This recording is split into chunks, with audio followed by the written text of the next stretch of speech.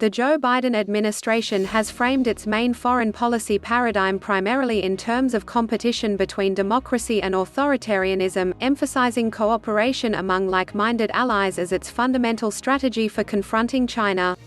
There should be no questions as to where South Korea stands, both as a security ally and a vibrant democracy.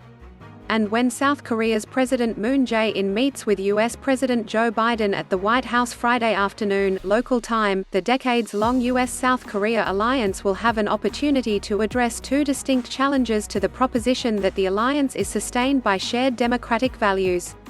The first challenge stems from the Biden administration's conflation of shared values with shared interests in defining its approach to China and its expectations for allies. This approach has put considerable pressure on Seoul to join in a US-led coalition to confront China's challenge to the rules-based order.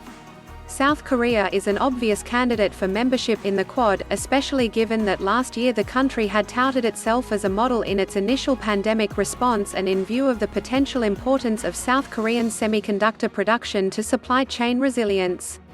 But despite having the potential to forge extensive value-based cooperation in many functional areas, the Moon Jae-in's government has expressed almost no public interest in joining the Quad. Instead, South Korea has thus far clung to choice avoidance as its primary approach to Sino-US rivalry. The Biden administration's framing of the Quad summit as an opportunity for cooperation among like-minded nations to provide public goods in the Indo-Pacific by emphasizing pandemic response, has helped to ease South Korean concerns that joining would label the country as part of an anti-China coalition. But South Korea's geographic proximity to China and fear of economic retaliation from its largest trading partner have induced policy paralysis in Seoul.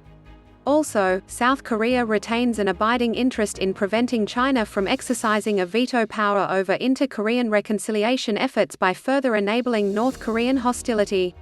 Seoul has tried to square the circle by aligning its policy approach to Southeast Asia with the U.S. free and open Indo-Pacific strategy, and hedging in relations with Beijing by holding out the possibility of economic cooperation in infrastructure projects through China's Belt and Road Initiative and Asian International Infrastructure Bank.